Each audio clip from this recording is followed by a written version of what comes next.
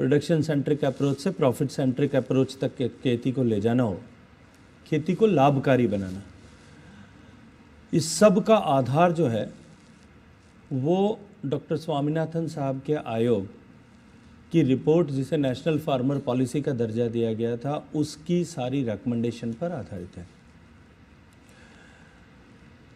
और डॉक्टर स्वामीनाथन साहब की रिपोर्ट, जिसे लागू करने के लिए किसानों ने के हर एक आंदोलन में आवाज़ उठाई गई, उसमें जो मूल बिंदु थे, पहला विषय, अगर मैं 6-7 मूल जो मेन पिलर्स है उनकी बात करूं, पहला विषय था लैंड रिफॉर्म्स का, कि भूमि सुधार देश में होना चाहिए।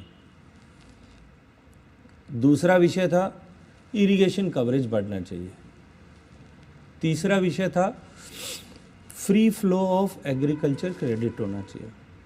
चौथा विषय था खाद बीज की आपूर्ति सुनिश्चित हो, फ्री फ्लो उसका हो। पांचवा विषय था कि इन्वेस्टमेंट इनटू एग्रीकल्चर बढ़ना चाहिए।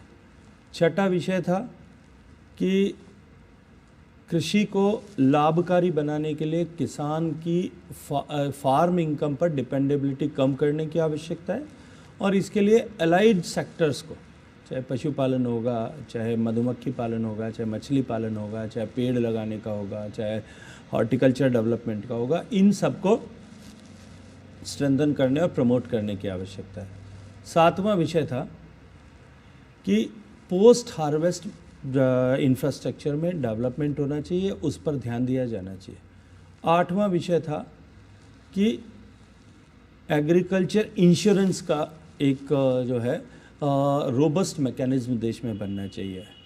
9वां विषय था कि मार्केट रिफॉर्म्स होने चाहिए। और 10वां विषय था कि एमएसपी लागत का 1.5 गुना मिलना ही चाहिए, 50% जोड़ करके मिलना चाहिए।